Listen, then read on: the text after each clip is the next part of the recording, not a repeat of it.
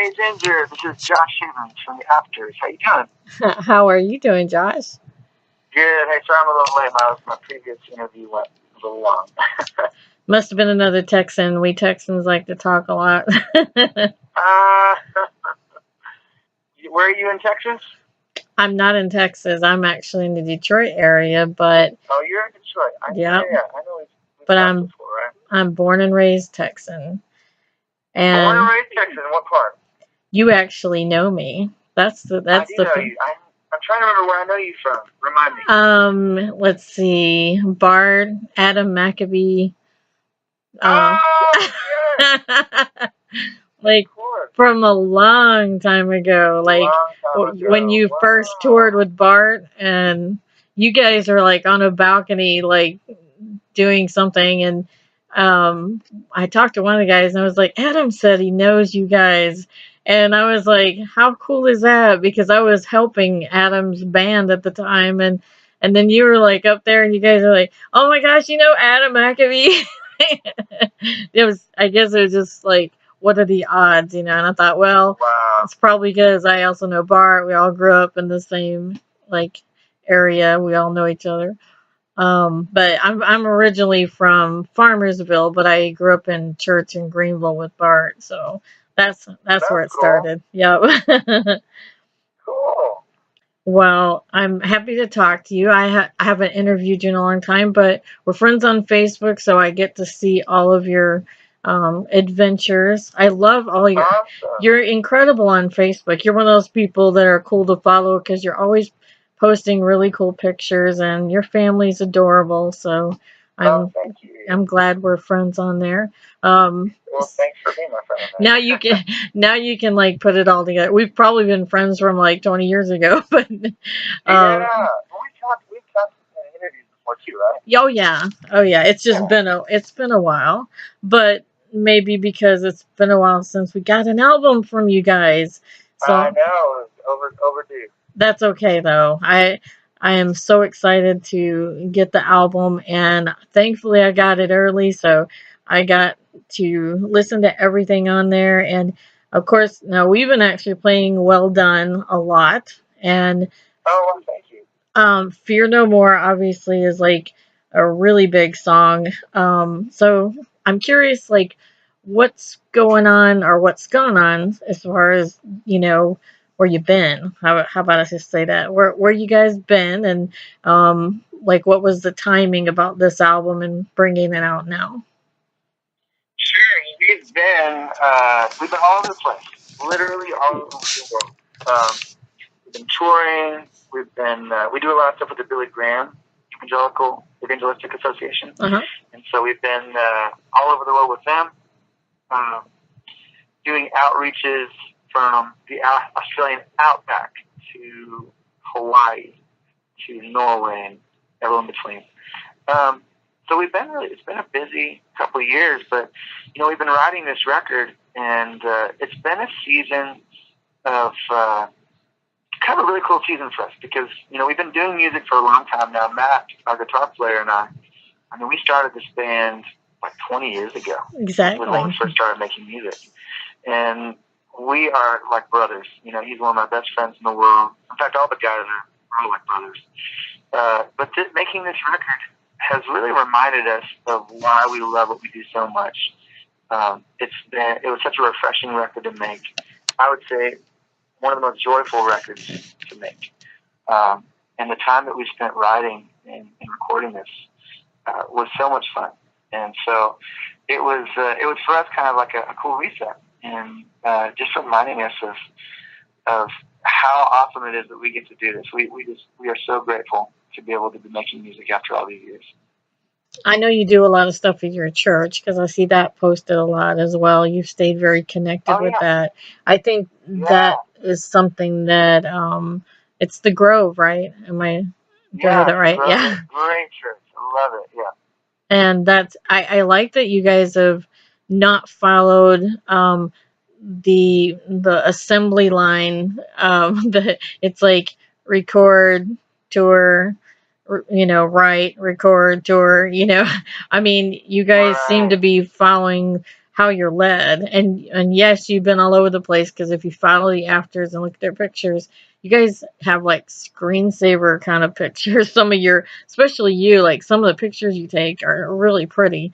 Oh, thank you. So I mean, it's not like you guys have just been sitting around. You've been busy this entire time, making the album. So Fear No More is the title of this new album. It's out May 31st. Why Fear No More? What's behind that name, and why that title of the song, and also the album? Yeah.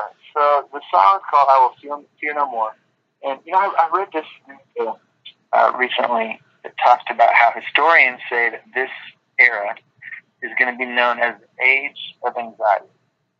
And it's because of how many of us deal with anxiety, fear, depression. And for some of us, it's very debilitating. And when we have traveled around, we meet people every night who struggle with that. And it's a struggle that I've had since I was a kid. I've dealt with anxiety in my life. And there was a day recently, last spring, when we were in the studio, and our drummer Jordan was sharing some of his struggles with anxiety too. He had a baby who was on the way. He was about to have his first daughter come into the world, and he was just lying awake at night, just worried about the future, worried about life, worried about providing, worried about everything under the sun. And he said it was just robbing him from the joy of the fact that he was about to become a dad. And we started thinking about how, yes, fear and anxiety, it robs us from the life that God wants for us. I remember the worst seasons of anxiety in my life were after my dad passed away. And there's a couple of years there where I feel like so much joy was robbed. And God doesn't want us to live in fear. It says in the Bible more than anything else, do not be afraid. And so right there in the studio, I said, we need to write a song that is an anthem for trusting God and not living in fear and giving into anxiety, not letting that be something that is going to rob my life from the joy that God wants to bring into it. And so we thought, man, that it's such a prominent thing. Let's title our whole record that, and let these be songs that are anthems that people can sing over their life to encourage them and lift their spirits and remind them of how present God is in their lives. And so this album and that song was kind of birthed out of that. Well, and I totally agree. This is the anxiety generation, as far as like, not only is it coming out, but I think it's kind of like when I'm old enough. I'm Bart's age. I'm actually a couple of years older than Bart. So like, I mean, I was in the age of when they first started calling stress. Like, I was like, what's stress? I remember that. Like, why is everybody freaking out about stress? What does that mean? And I think stress and anxiety and fear, all of those get very intertwined. And it's that, I think a lot of it's, you're like the Fear No More. I mean, it starts with, to me, in my opinion, it starts with fear, you know. And even if it's not a fear of, like a scary huge fear, it's just a, like a quiet rumble in your heart, that just, like, you're not actively like afraid all the time. It's just this thing that won't let go. And yeah, my anxiety started with the third child. The first one I was like, yeah, whatever, but the third one threw me for a loop. But there's my youngest child. She when she started saying she had anxiety, I was kind of looking at my life going, okay, I've overcome cancer, I have MS, I have had 3 children, I've went through all these things. I should have anxiety, but I don't. And I'm like, you have nothing to worry about. But then I started saying, anxiety and fear is all relative. We can't look at other people and go, why are you anxious, or why you have anxiety or fear? Because I don't have fear about things that someone else does, and I can't judge how that other person's. And I learned this during my daughter's season of anxiety, but I also didn't grow up with social media like she does. The the approval that she was looking for, and how many likes she got on her Instagram picture. Because if you only get 20 likes instead of 100, that means you weren't that pretty that day. And I thought, wow, see, I never had those things. We barely had cassette tapes. We weren't even on the CDs yet. So I mean, we don't know. Every generation brings on a whole new set of reasons to have fear in our life. I I love so many of these songs. I know, like things like Your Lightning and What Home Feels Like are such fun songs. But I gotta admit, probably my favorite is It All Starts Now. Like it's such a cool anthem song. I think everybody's gonna have favorites on this. I like that it's a little bit of everything. It's something, I don't know. I think there's something for everybody on this album.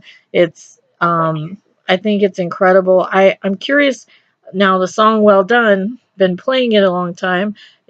What is behind Well Done? What was, like behind the writing of Well Done? Sure. Well done is about that moment when we go before our Savior, and we hear Him say, "Well done, my good and faithful servant." We come into this world, and sometimes this life can be really hard, and it's easy to forget why we're here and why we're doing what we're doing. And the whole meaning of this life is to live it for Jesus. And so that song is really a reminder of why we're here. And if God has us in this world, it's because He has work for us to do.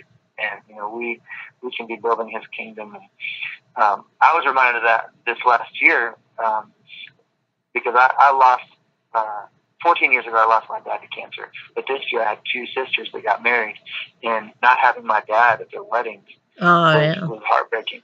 One of my sisters, I walked her down the aisle and gave her away to her husband. And at the other wedding, I actually officiated it and did the ceremony. And I just remember feeling like there was this void there. My dad should have been there walking his daughters down the aisle. He would have loved that. And I also remember seeing my family together there, and I saw a family that loved each other.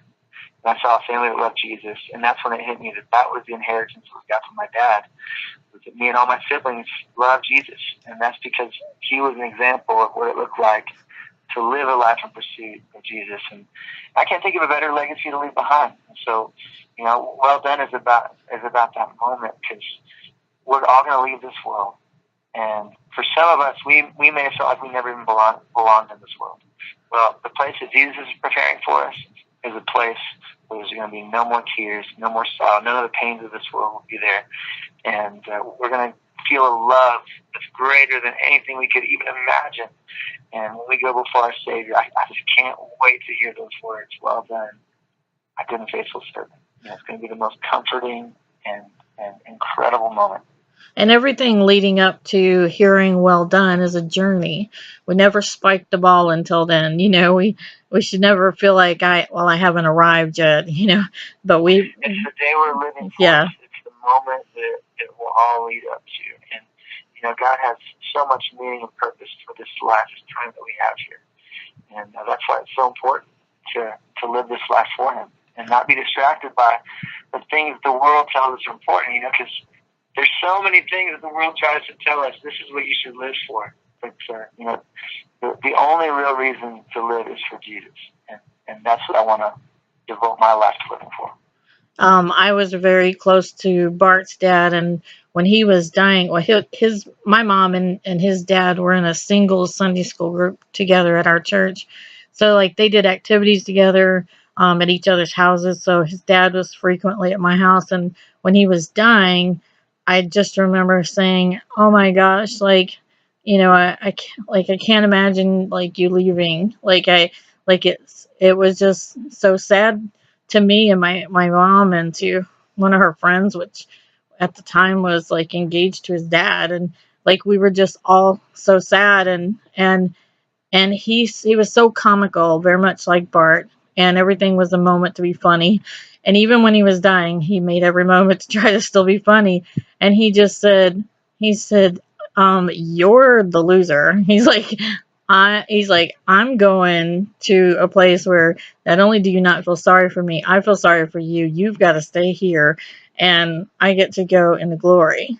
Like he really was not only serious but jovial about it, like excited. And I was like, and he was down to he looked like just skin and bones. And I was like, he feels terrible. He looks terrible. Like, how does he have this excitement? And that's the great message that we can give others is getting to that well done, just knowing that that moment, if we continue to devote ourselves to him like that and continue this journey no matter how hard it is. I think that's what so much I love about you guys. I think you're very authentic in your music and even with your touring, because you guys have taken time to get um, more time with your family and your church. So I know you've got probably less time to talk, but can you kind of quickly say why it kind of changed? Like, what was the catalyst for you guys to start changing that up? You mean getting involved in our churches and that kind of thing? Well, yeah, I mean, like, you waited a couple years for an album, like Oh, sure. yeah, I mean, you were making changes in how you tour, Sure, we did. The big catalyst for that was early on when we first started making music. We Back to the toured Turtle. so much. Back when you had. Back Yep. when we had an album called "I Wish Y'all Could Win," Never Going Back to Okay, and honestly, like there was a couple years where we toured way too much. We were touring like 250 dates a year, and it was taking a toll on our families, and we were never home. And I remember one weekend coming home and being at church with my family and realizing that nobody knew that I was my kid's dad, and nobody knew I was my wife's husband. Yeah. And it didn't feel very good. And I remember thinking, we need to change something about this. But we didn't know what to do because we thought, well, if you're in the music industry, this is what you have to do. And so one of our next shows was with a band called Casting Crowns. And we kind of know who they are. Yeah. And their singer, Mark Hall, could tell that I was kind of flustered. And so we started chatting. I just shared with them, some of my frustrations and saying, I feel like we're gone all the time. We're not being good fathers. We're not being good husbands. And like, how is this sustainable? Like, there's no way, like we're doing ministry, but I feel like I'm not doing ministry at the place where I need to do it most, which is in my own home. And he said, well, you can change that. He said, I'm on staff at my church. He said, we go home almost every weekend, and we're involved in our churches and present worshiping with our families. And I said, man, that sounds amazing. And so we decided to change everything about how we tour, and just trusting that if we put the important things first, important things being, number one is our relationship with God, right, and being faithful to God. And number two, being the fathers and husbands we're supposed to be, being involved in our community and in our churches. And our career is way down that list. It's not the most important thing. But I truly believe that if we're faithful in the most important things, God's going to take care of the rest. And he did. And so we told our booking agent, we want to be plugged into our churches. We don't want to tour more than this many dates in a row. And, we want to be home. We told them how many weekends we want to be home a year. And so we started doing that, and God really did bless it. And it's been awesome. And so it might take us a little more time to make a record. But it's worth it. And hopefully when we do put out a record, our goal is to make it hopefully a record worth listening to. Well, it's definitely worth the wait. I was looking at all the shows that you guys have been featured on, and one of them they didn't mention is Vampire Diaries. I remember one of my girls watching that show, and they were like, I don't know what this song is, but Mom, listen to this song. And she like rewinded it. And I was like, oh my gosh, I think that's the Afters. I hope it's their version, and then I was like, seriously, because Ocean Wide is my favorite song. That and Never Going Back to Okay. It's kind of hard because one's slow, one's faster, but Never Going Back to Okay is still, I don't know. The Turtle was very, sentimental to me. And I don't forget all the earlier hits. But I am so thankful for you guys. I'm I cannot tell you how many times my stamp of approval is on the way that you changed up your touring and made it focused on your church and your family, because it's so people don't know the struggle with most Christian artists who still tour 200 dates or more a year. And Bart slowed his down a lot. I mean, they were doing the same thing and they slowed theirs down. People don't realize it's not sustainable. It's yeah, really not. you can only do it for so long, and then you've got to give up something. Your family or your career's got to take a back seat. And Yeah. and I think you guys are amazing, and I think you're amazing, and I can't wait to see you. So are you're touring this summer? I hope. We are. We're playing, festivals, and we have shows all over the place. And then doing some international stuff. So we do a lot of stuff with the Billy Graham Evangelistic Association too, and so we have some events going on with them all over the world too. And your website is theafters.com. easy to remember. And May 31st, Fear No More is available everywhere. And get it, because there's no bad song, I promise. Every song is amazing. Well, I appreciate it. That means a lot. Wow, thank you. And these guys are amazing. You guys have the right heart, and I don't care if it takes you 5 years to make an album. When you, I think you probably noticed that you balancing more your church and your family life. You give us more when we come to your concert. We get fed more, and you get fed more, because it's, you know what I mean, because you've got that balance going on, and your priorities are right, and your heart is not troubled when you walk out. You're balancing all those things correctly. And I know it's hard. I know you still probably feel like you have spinning plates most of the time, but I think you are so, I can't tell you how so on the mark you are about the way you guys changed up, like how you tour. I think God will honor that, because your family, your church comes before us. Even though we want more of the afters, we want you to be happy. We want you to all be fulfilled individuals first, but then give us music. Thank you. You know what? One thing that I've learned from all these years we've been doing music is just how grateful I am to get to do this. It is the best. I feel like the luckiest guy on the planet that we get to do this. I'm so grateful for our fans and the people like you who are sharing the music that we make, and it's something I never take for granted, and I'm just so grateful. Well, tell your lovely wife hello. She's so beautiful, and your kids are gorgeous. And I promise, if I saw those kids at like a mall or something, I would still know they're your kids, because they look like you and your wife so much. They are very beautiful. You have a blessed family. You'll keep them. That's what I like them. I'll keep them. Well, I saw you called on a Dallas area code, so I'm glad you still got that. Don't let go of that Dallas zip code. At least have one phone with that Dallas zip code. I always have a Texas number, yeah. Yep, you sure do. I'm so thankful to talk to you again, Josh, and thank you so much. Thank you for this incredible album, and I hope you're coming to Michigan. I'm going to look it up. I hope you're coming to Michigan, remotely near it, or you can be in Texas. I go down to Texas 2 or 3 times a year. I'll find you. But okay, yeah, please do. That'd be awesome. Did you guys ever play at the Door down there in Dallas? Oh yeah, it's not there anymore. It's not. Down. I figured you guys played down there though, because many bands that I know were started in Texas did play there. I may have seen you there. That was our home venue, kind of, that we played there all the time. It was a kind of a landmark there for a while, just for all of us. It's sad that it's not there. Well, thank you, Josh. I can't wait to see you. I'll find you on the road. I'm either in Dallas or in the Michigan area. Thank you so much for taking the time. I know it's valuable. I don't take it lightly. So thank you very much. Thank you.